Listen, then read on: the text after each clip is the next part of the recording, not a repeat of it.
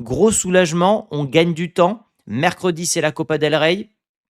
Peut-être que ça va permettre de recréer des ondes positives autour de l'entraîneur, autour de l'équipe, d'autant plus que Rodrigo, on ne l'avait pas vu venir celle-là. Après 31 matchs sans marquer, il a marqué contre City, il a marqué ce soir, il a clairement sauvé Xabi Alonso, on peut dire les termes. Donc, est-ce que c'est pas aussi le retour du Rodrigo au très très bon niveau? En tout cas, c'est tout ce qu'on nous souhaite, ce qu'on lui souhaite, parce que c'est évidemment, plus on aura de joueurs en forme et en confiance, plus on tirera cette équipe vers le haut. Un joli but de la part du Brésilien, puisque ce dernier s'est projeté dans la surface. Je ne dis pas ça pour taper sur Mbappé, mais c'est vrai que quand tu as de la présence dans la surface, c'est quand même très important, notamment pour un joueur comme Vinicius, qui aime faire les décalages, qui aime faire cet extérieur du pied, ce qu'il a fait d'ailleurs ce soir. Et donc Mbappé, qui lui ne se projette pas, il a d'autres qualités, mais il n'a pas cette qualité de projection dans la surface.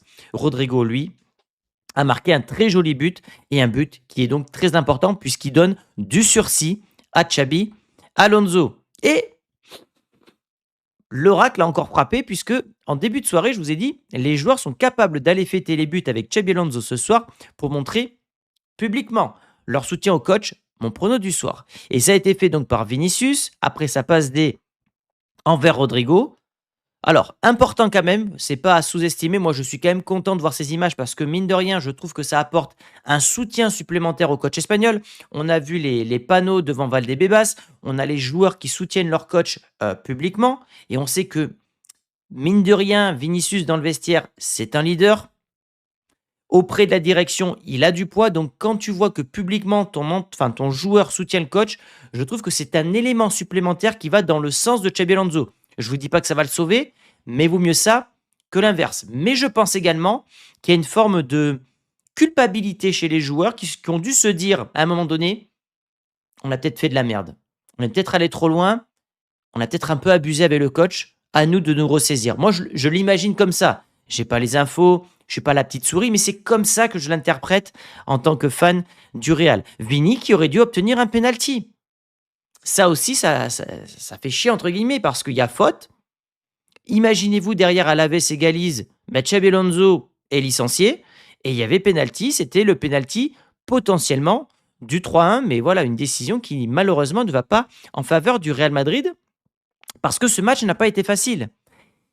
On a une équipe qui est encore beaucoup trop rigide, une équipe qui manque cruellement de confiance. De toute façon, c'est clair, hein, il n'y a pas les résultats, il n'y a pas l'atmosphère qui permet à une équipe de bien jouer. Et un Mbappé qui fait un exploit, un Courtois qui fait un exploit, on en est rendu à ça, on n'est pas capable de sortir la balle tranquillement, on n'est pas capable contre Alaves, ça confirme Elche, Girona, le Rayo, on n'est pas capable d'avoir une domination technique face à ce genre d'équipe aujourd'hui, on est très très bas. Et il va falloir maintenant que cette équipe gravisse les échelons un à un. Parce que cette équipe est capable. Moi, je trouve que cette équipe, ce soir, a écouté le coach. Les joueurs ont écouté les consignes. Je vous donne un exemple. Bellingham, je ne l'ai pas vu trop se projeter. J'ai vu un Bellingham ce soir jouer milieu de terrain. Volonté d'un point de vue tactique d'enfin écouter l'entraîneur. Maintenant, voilà, il va falloir, on repart à zéro, hein. Il va falloir recréer des automatismes, apprendre à se déplacer ensemble, apprendre à compenser un départ d'un joueur, enfin ce genre de choses. Donc on part de très très loin et on aurait pu, alors pas perdre le match, mais faire match nul parce que Alaves a eu de grosses occasions ce soir, mine de rien. Comme d'hab, les amis, vous avez Instagram, vous me posez vos questions et j'y répondrai demain. Je sélectionne entre 15 et 20 questions. Et voilà, j'y répondrai demain vers midi. Et deuxième chose, mon e-book est disponible pour tous ceux qui kiffent le Real Madrid, un e-book interactif qui peut se lire sur smartphone, sur tablette, très facile à lire. Vous avez 50 anecdotes comme celles que vous voyez actuellement à l'écran. Ça parle de Cristiano, de Di Stefano, de Mourinho, de tous les joueurs que vous kiffez du côté du Real Madrid. J'ai mis tout mon cœur et évidemment, ça permet de soutenir la chaîne et tous ses projets. Voilà. Maintenant, je compte sur vous, les amis. Au classement, ce Real revient donc à 4 points du FC Barcelone. Je pense qu'à 6 points, la Liga a été définitivement perdue et vous le voyez, la série noire prend fin. 4 points, ça reste jouable, même si on arrive à mi-championnat et on sait que le Barça, dans ce côté, dès qu'il mène la danse en Liga, généralement, ça va très loin. Maintenant, ça sera au Real de réagir, d'enchaîner et de faire taire les critiques et de rassurer la direction. La compo tant attendue, elle avait quand même de la gueule malgré toutes les absences. On a bricolé comme on a pu avec un Valverde qui était de retour au poste de latéral droit. On avait Rudiger Asensio en charnière centrale, c'est pas trop mal. Et puis donc on avait l'arrivée du nouveau là, Valde Peñas là, qui vient d'en bas. Un milieu de terrain, Bellingham, Tchouaméni, Arda Güler. Je suis toujours pas fan de ce milieu. Ça confirme que Bellingham et Arda Güler, ça ne marche toujours pas. Mais ce soir, ils ont plus ou moins respecté les consignes. Et donc, on avait les trois de devant, ce qui fait que 242 jours après, on avait le retour du quatuor Bappé, Vini, Jude, Rodrigo. Est-ce que l'équipe a cartonné avec ces joueurs-là? Pas forcément, mais on a quand même gagné la rencontre. Et vous le voyez, cette équipe qui a joué en mode Ancelotti. J'ai vu des critiques auprès de Xabi Alonso en disant qu'il se dénaturait, qu'il gérait d'abord les égos avant de penser tactique. Bah oui, c'est de la survie. Il est humain. Il a vu que d'être trop tactique et de ne pas gérer les égos, ça l'amenait à sa perte. Il a revu sa position. Il fait du Carlo Ancelotti dans la gestion du vestiaire. C'est pour ça que ça va un peu mieux, hein, d'ailleurs, il n'y a pas de surprise. Et il fait du Carlo Ancelotti dans le système de jeu. Avec un bloc médian, presque médian bas, et on joue en transition pour exploiter au mieux les qualités de nos joueurs, Vinicius, Mbappé, Rodrigo. Mais vous voyez, on jouait bas, il y avait que 3 joueurs en moyenne qui ont joué au-delà de la ligne médiane, avec notamment le poste de Vinicius et de Mbappé, où les deux jouaient côte à côte dans l'axe. C'est pas forcément le poste qui convient le mieux à Vinicius. Tu as l'impression qu'il se marche dessus, puisque vous voyez que Bellingham est juste derrière. Pareil, c'est des choix made in Xabi Alonso, mais à voir. Mbappé, dans les choix de Xabi Alonso, qui a joué toute la rencontre, un but extraordinaire, mais un joueur qui était touché. On l'a vu se plaindre d'une douleur au doigt cassé, au genou, et c'est quand même un Vinicius qui sort. Toujours les mêmes erreurs selon moi. À un moment, Mbappé, il a marqué, tu me le fais sortir à l'heure de jeu, il n'apporte plus rien dans le match, mais le problème, c'est qu'il est piégé.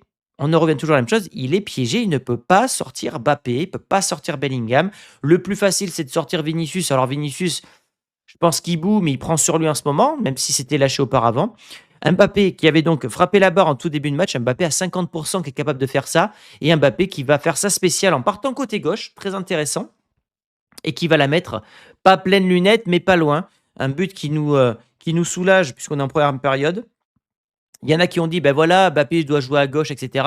Oui, mais quand tu fais, quand tu fais jouer Mbappé à gauche, tu as Vinicius qui est dans l'axe, et Vinicius est quand même moins pertinent. Et quand Vinicius est à gauche, il fait une passe D à Rodrigo. On en revient au débat de base. On a pris 2 joueurs qui ont le même profil, 2 joueurs qui jouent à gauche et 2 joueurs qui se marchent dessus, 2 joueurs qui ne sont pas forcément compatibles. D'où, à l'époque, ma volonté de faire plutôt signer Haaland. Voilà, maintenant on l'a, on va pas se répéter. Il faut que les joueurs apprennent à jouer ensemble. Est-ce qu'ils y arriveront? J'en suis pas forcément certain, mais en tout cas, voilà, Mbappé a ouvert le score et mine de rien, je peux vous annoncer une chose. Je connais mon club, je connais mon Kicks. Il va jouer en Copa del Rey ce mercredi en étant blessé pour aller chercher le record de Cristiano Ronaldo. Parce que ce mec-là, évidemment, pense au collectif, mais je pense qu'il pense un tout petit peu plus à lui qu'au collectif. Donc il va, je pense, jouer en Copa del Rey pour aller marquer les 4 buts qui lui restent, enfin les 3 buts pardon, qui lui restent.